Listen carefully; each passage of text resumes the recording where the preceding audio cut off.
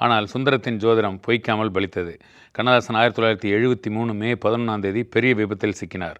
புதுவை கம்பன் கழக விழா கண்ணதாசன் செல்வதாக ஏற்பாடு.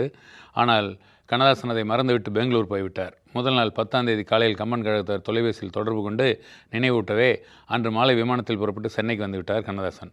நள்ளிரவில் வாடகை காரில் புதுவைக்கு புறப்பட்டார். கண்ணதாசன் பகல் நேர கார் பயணத்தை அதிகம் விரும்ப மாட்டார். பெரும்பாலும் மாலையிலோ பின்னிரவிலோ தான் பயணத்தை தொடங்குவார். மாலையில் புறப்பட்டால் முன்னிருக்கையில் அமர்ந்து கொள்வார். கம்பர், பாரதி, திரிகூடராசவ கவிராயர் கவிதைகளை பாடி பாடி நிகழ்வார்.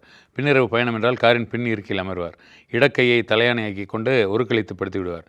புதுவை பயணத்திலும் பின்னிருக்கையில் சாய்ந்து படுத்து விட்டார். முன்னிருக்கையில் உதவியாளர் ராம கண்ணப்பன், அரசு நாச்சியப்பன் ஆகியோர் இருந்தார். கண்ணதாசன் கவனமாக இருங்கள் என்று முதலிலே சொன்னார். ஆனால் அரசு நாச்சியப்பன் தன் பழக்க தோசைப்படி தூங்கி கொண்டே வந்தார்.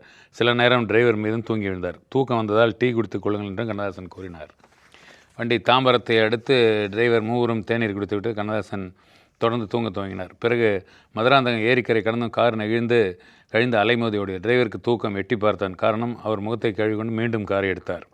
மயிலம் வழியாக போ என்றார் கண்ணதாசன். கார் மீண்டும் புறப்பட்டது. சித்திரை வெயில் காலையில் கொளுத்தியது. மயிலத்தில் தேநீர் பெருகினால் தூங்கி முழித்ததும் முன் இருக்கையில் வரும் கண்ணதாசன் அன்று முன்னிருக்கையில் அமரவில்லை. எதிர்வெயில், பிரஷர் அதிகமாகிவிடும் என்று கூறிவிட்டார்.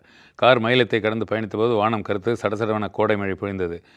மழைக்காற்றின் தாளாட்டில் டிரைவர் மீண்டும் கண்ணயர்ந்தார். கார் நிலை தடுமாறி வலப்பக்கமாக ஓடியது. அதிர்ந்த கண்ணதாசனும் கண்ணப்பனும் டிரைவர் என்று கத்தினார்கள். திடுக்கிட்டனர்.